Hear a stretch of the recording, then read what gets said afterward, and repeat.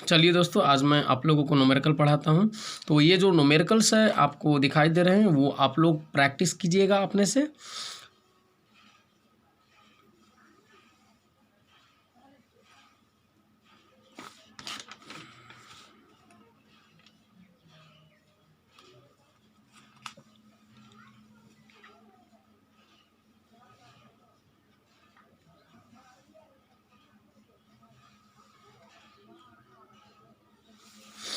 ठीक है ना जी।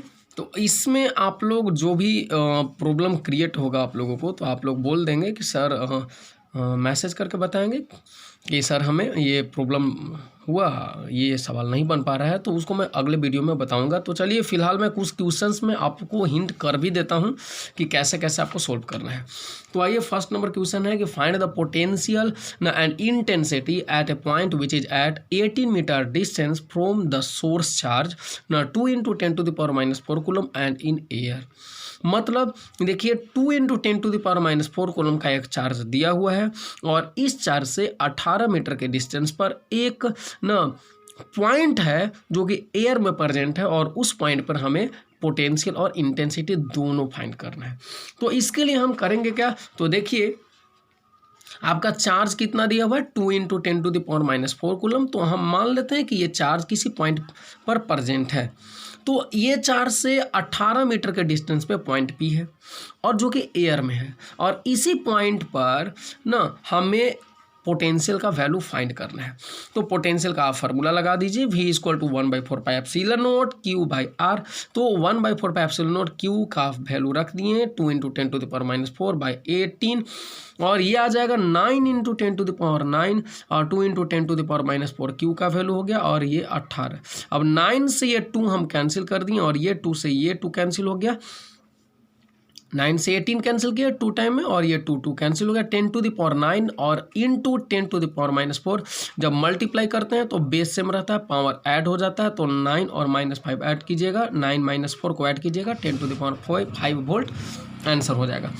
अब इलेक्ट्रिक फील्ड की बात रहा तो इलेक्ट्रिक फील्ड 1/4πε0 Q/r² हो जाएगा। तो 1/4πε0 का वैल्यू 9 × 10⁹ हो गया, Q का वैल्यू 2 × 10⁻⁴ यहाँ से आपको दिया ही हुआ है, R का वैल्यू 18 है तो 18 का स्क्वायर हम लोग कर देंगे चूँकि R का स्क्वायर है। तो ये 9 × 10⁹, 2 × 10⁻⁴ और 18 का स्क्वायर 18 × 18। 9 से ये 18 काटे 2 टाइम में 9 और ये 2 से 2 ये कट गया और बचेगा 1/18 बच गया और ये 10⁹ × 10⁻⁴ 10⁵ 1/18 कितना होगा 0.0555 × 10⁵ हो गया। अब हम लोग बताए थे कि डेसिमल को आपको साइंटिफिक तरीके से लिखना है स्टैंडर्ड सिस्टम में लिखना है। तो ये डेसिमल को फर्स्ट अंक के बाद लिखते हैं, न्यूमेरिकल मतलब ये फर्स्ट जो अंक है नंबर उसके बाद लिखते हैं। तो इसके लिए डेसिमल को 2 स्थान पीछे आपको माने पीछे ले जाना है, पीछे हटाना है। तो अगर 2 प्लेस ये पीछे हटेगा तो पावर घटेगा, आपको बताया है कि पीछे हटता है तो पावर घटता है। तो अगर 2 स्थान पीछे ले जाइए तो पावर कितना हो जाएगा 2 घट जाएगा। तो 10 का पावर 5 - 2 और ये 5.55 ही हो जाएगा अगर पॉइंट यहाँ पर चला गया तो, और यहाँ पर 5.6 हो जाएगा, 5 है तो 6 हो जाएगा और यहाँ पर 10⁻³ वोल्ट पर मीटर, ये आंसर हो गया। दूसरा नंबर क्वेश्चन देखिए आप लोग को दिया हुआ है कि the potential at a point which is at 0.10 meter distance from a point charge is 3 × 10⁻³ volt. Then what will be the intensity at that point and also find the value of charge. मतलब इसमें दिया हुआ है कि आपको एक point charge दिया हुआ है और इस पॉइंट चार्ज से 0.10 मीटर के डिस्टेंस पे एक पॉइंट प्रेजेंट है जहां पर पोटेंशियल का वैल्यू आपको इतना दिया हुआ है 3 × 10⁻³ वोल्ट। तो हमारा क्वेश्चन है then what will be the intensity at that point. हमारा क्वेश्चन है कि उसी पॉइंट पे इलेक्ट्रिक फील्ड इंटेंसिटी का वैल्यू कितना होगा और also find the value of charge, और उस चार्ज का वैल्यू भी फाइंड करना है, जो पॉइंट चार्ज है उसका वैल्यू भी फाइंड करना है। तो चलिए हम लोग देखते हैं। तो 2 नंबर क्वेश्चन है आपका कि हम लोग सबसे पहले सपोज करते हैं कि let the point charge is Q, point charge क्या है, क्यू है। तो क्यू यहाँ पे है और इससे 0.10 मीटर के डिस्टेंस पे आपका इतना पोटेंशियल है, 3 × 10⁻³ वोल्ट का पोटेंशियल है। तो पोटेंशियल का फार्मूला लगाइए। आपको देखिए न्यूमेरिकल बनाने के लिए आपको सबसे आसान तरीका है कि जो चीज़ गिवन है उसी का फार्मूला आप लगाइए। तो गिवन है यहाँ पर पोटेंशियल, तो पोटेंशियल का फार्मूला हमने अप्लाई कर दिया 1/4πε∗q/r। तो अब 1/4πε∗q/r लगाए हैं तो v का वैल्यू आपका कितना है, 3 × 10⁻³ वोल्ट। 1/4πε∗0 का वैल्यू 9 × 10⁹।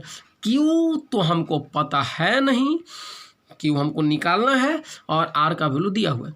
तो अब बताइए कि आप क्यू का वैल्यू यहाँ से नहीं निकाल लीजिएगा, निकाल लीजिएगा। तो जब Q का वैल्यू निकल जाएगा तो एक आंसर तो मेरा मिल गया कि find the value of charge ना, चार्ज का वैल्यू जो फाइंड करना था। अब हमें फाइंड करना है इस पॉइंट पे इलेक्ट्रिक पोटेंशियल। तो इलेक्ट्रिक पोटेंशियल का फार्मूला लगाइए, E = 1/4πε∗ q/r²। तो इसका वैल्यू तो आप लोगों को पता है 9 × 10⁹। Q का वैल्यू आपको यहाँ से निकल ही गया, निकल जाएगा ना, और R का वैल्यू आपको दिया हुआ है। बस इलेक्ट्रिक फील्ड का फार्मूला लगाइए, आंसर पाइए। ठीक है। अब चलिए थर्ड नंबर क्वेश्चन कि the atomic number of gold is 79, मतलब गोल्ड का एटॉमिक नंबर 79 है और and charge on proton is 1.6 × 10⁻⁻19 coulomb. Find the value of electric potential at the surface of nucleus. The radius of nucleus is 6.6 × 10⁻⁻15 metre. आपका देखिए gold का atomic number इतना दिया हुआ है 79, एक प्रोटॉन पर चार्ज इतना दिया हुआ है 1.6 × 10⁻⁻19 कूलम, और गोल्ड के न्यूक्लियस का रेडियस 6.6 × 10⁻15 मीटर दिया हुआ है। तो फाइंड करना है कि गोल्ड के जो न्यूक्लियस होगा उसके सरफेस पे पोटेंशियल का वैल्यू कितना होगा। समझ में आया? मतलब आपको फाइंड करना है कि गोल्ड के न्यूक्लियस के सरफेस पे पोटेंशियल का वैल्यू कितना होगा, और जबकि इसके लिए आपको दिया हुआ है कि गोल्ड का एटॉमिक नंबर इतना है, एक प्रोटॉन पर चार्ज इतना है और न्यूक्लियस का रेडियस इतना दिया हुआ है। ठीक है। तो इन सभी का हेल्प लेके आपको पता कर लेना है कि गोल्ड के न्यूक्लियस पर आखिर पोटेंशियल कितना होगा। तो चलिए लेट करते हैं कि गोल्ड का ये आपका न्यूक्लियस है और ये न्यूक्लियस का सेंटर है, और सेंटर अब जो कि न्यूक्लियस है तो न्यूक्लियस का रेडियस कुछ होगा ना, आर मान लीजिए रेडियस, और ये पी पॉइंट कहाँ है, सरफेस पे है। तो पी पॉइंट जब सरफेस पे है और हमको सरफेस पर ही इलेक्ट्रिक ना पोटेंशियल फाइंड करना है, यानी हमको पी पॉइंट पे इलेक्ट्रिक पोटेंशियल फाइंड करना है। ठीक है। तो चलिए एटॉमिक नंबर कितना दिया है मेरा 79। तो जब एटॉमिक नंबर 79 है तो total number of proton in an atom या न्यूक्लियस ऑफ गोल्ड कितना होगा। और गोल्ड का जब एटॉमिक नंबर 79 है तो जितना एटॉमिक नंबर होता है उतना ही प्रोटॉन का नंबर होता है और उतना ही इलेक्ट्रॉन का नंबर भी होता है। तो अब बताइए कि जब एटॉमिक नंबर 79 है तो उस गोल्ड के न्यूक्लियस में कितना प्रोटॉन होगा, तो 79 ही प्रोटॉन होगा। अब ये बताइए कि जब एक प्रोटॉन पर चार्ज इतना होता है तो 79 प्रोटॉन जब है तो उस पर कितना टोटल चार्ज होगा, तो इतना गुना 79 हो जाएगा। ठीक है। तो ये चार्ज कहाँ प्रेजेंट होगा, ये इतना चार्ज कहाँ प्रेजेंट होगा, न्यूक्लियस में ना, क्योंकि प्रोटॉन जो है न्यूक्लियस के अंदर ना रहता है। तो चलिए इतना चार्ज न्यूक्लियस में। ठीक है। तो रेडियस ऑफ न्यूक्लियस, तो रेडियस ऑफ न्यूक्लियस तो आपको क्वेश्चन में ही दिया हुआ है। अब आपको फाइंड करना है कि सरफेस पे पोटेंशियल कितना हो। ठीक है। Apply the formula 1/4πε∗ q/r। Potential का फार्मूला ही ना होता है, electric potential at the surface of nucleus will be 1/4πε∗ q/r। R क्यों किए हैं, क्योंकि आर रेडियस चलेंगे, रेडियस के बराबर डिस्टेंस कवर कीजिएगा तभी ना आप सरफेस पे आइएगा। ठीक है। तो 1/4πε का वैल्यू आपको पता है, क्यू का वैल्यू आपको पता ही है, चूँकि इतना क्यू का वैल्यू ये, आर का वैल्यू ये आपको दिया हुआ है। फार्मूला अप्लाई कीजिए। ये क्यू चार्ज सेंटर पे, ये न्यूक्लियस के सेंटर पे, मतलब सेंटर कलेक्टेड माना जाता है। ये जो है ना न्यूक्लियस, उसका केंद्र सेंटर पे जमा माना जाता है कि उन लोग वहाँ पर इकट्ठा है। फार्मूला लगाकर बन जाएगा। अब चलिए 4 नंबर क्वेश्चन है, बहुत ही अच्छा क्वेश्चन है, शानदार क्वेश्चन है। इसमें आप लोगों को थोड़ा सा दिमाग भी लगाना है। देखिए, at the corners of a square of side a charges +q +2q +3q and +4q are placed, find the potential and electric field at centre. मतलब आपका दिया हुआ है एक स्क्वायर दिया हुआ है और इस स्क्वायर के चारों को, जिस स्क्वायर दिया हुआ है जिसके चारों कॉर्नर पे इतना चार्ज प्रेजेंट है, +q +2q +3q +4q, और साइड कितना है स्क्वायर का, a है। तो पूछ रहा है कि उस स्क्वायर के सेंटर पर इलेक्ट्रिक पोटेंशियल और इलेक्ट्रिक फील्ड का वैल्यू कितना होगा। तो चलिए, ये स्क्वायर है आपका ना, ABCD, ठीक है ना। इस पे +q charge, +2q charge, +3q charge, +4q charge present है। साइड आपका A है ना। सेंटर क्या होता है भैया, स्क्वायर के सेंटर पे आपको पोटेंशियल फाइंड करना है, इलेक्ट्रिक फील्ड फाइंड करना है। तो सेंटर होता क्या है, तो the intersection point of diagonals of a square is called centre of the square.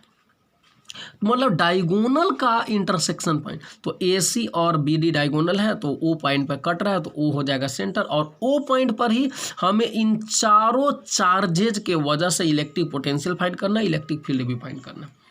तो चलिए मैं हिंट करता हूँ इसके लिए कि सबसे पहले देखिए, चार्ज जब मेरा ये साइड कितना है मेरा A, तो डायगोनल कितना होगा, AC या BD जो डायगोनल होगा कितना हो जाएगा, तो डायगोनल का फार्मूला होता है √2 गुना साइड, तो √2 गुना साइड मतलब A, तो √2 गुना A हो जाएगा। तो एक बात बताइए, जब BD मेरा साइड ये डायगोनल है, AC डायगोनल है, तो अगर हम OA OB OC OD find करना चाहें तो ये डायगोनल का हाफ ना हो जाएगा। जैसे OA फाइंड करना चाहते हैं, OC फाइंड करना चाहते हैं, तो ये क्या होगा, AC का हाफ होगा, है ना। उसी तरह OB और OD फाइंड करना चाहे तो हाफ होगा डायगोनल का BD का। तो इन लोग का वैल्यू जो होगा डायगोनल का हाफ होगा, मतलब डायगोनल कितना है, तो √2 है, और उसका हाफ कीजिए तो 2 से डिवाइड करना है, तो √2 से ये 2 कट जाएगा, तो A/√2 हो जाएगा। तो चलिए, आपको OA का वैल्यू पता चल गया, OB पता चल गया, OC पता चल गया, OD पता चल गया। तो अब +q चार्ज के चलते O पॉइंट पे आपको टोटल, जैसे O पॉइंट पे आपको क्या निकालना है, O पॉइंट पे आपको टोटल पोटेंशियल निकालना है, तो +q चार्ज के चलते पोटेंशियल निकालिए O पर, फिर +2q के चलते निकालिएगा, फिर +3q के चलते O पर पोटेंशियल निकालिए, फिर +4q के चलते O पर पोटेंशियल निकालिएगा, और चारों को ऐड कर दीजिएगा। जैसे जनरली ऐड करते हैं, क्यों, क्योंकि पोटेंशियल जो है कौन सा क्वांटिटी है, स्केलर क्वांटिटी। तो +q के चलते इस पे कितना पोटेंशियल आएगा, 1/4 πε/q/r, तो q के जगह +q रखिएगा, r के जगह A/√2। फिर +2q के चलते इस पे पोटेंशियल फाइंड कीजिए, V2, इसको V1 मान लीजिएगा, इसको V2 मान लीजिए, तो V2 बराबर 1/4 πε/q/r होगा, तो q के जगह +2q, r के जगह तो उतना ही, आपको OB रखना है तो A/√2 ही रखिएगा। +3q के चलते O पर निकालिए, तो 1/4 πε/q/r, तो q के जगह +3q, r के जगह OC, मतलब A/√2 ही। फिर +4q के चलते O पे पोटेंशियल निकालिए, तो 1/4 πε/q/r, तो q के जगह +4q, r के जगह OD। और ये सारे potential V1 V2 V3 V4 जो चारों हम लोग निकाले हैं, वो सबको ऐड कर दीजिए, वो आपका टोटल पोटेंशियल फाइंड हो जाएगा। ठीक है ना। तो इस तरह से आप लोग बनाने का प्रयास कीजिएगा। 7 सवाल हैं आपके, और जो भी प्रॉब्लम होगा अगले वीडियो में हमसे शेयर कीजिएगा आप लोग, मैं उसको अगले वीडियो के माध्यम से आप तक पहुंचाऊंगा। तब तक के लिए धन्यवाद। आप लोग बनाएं।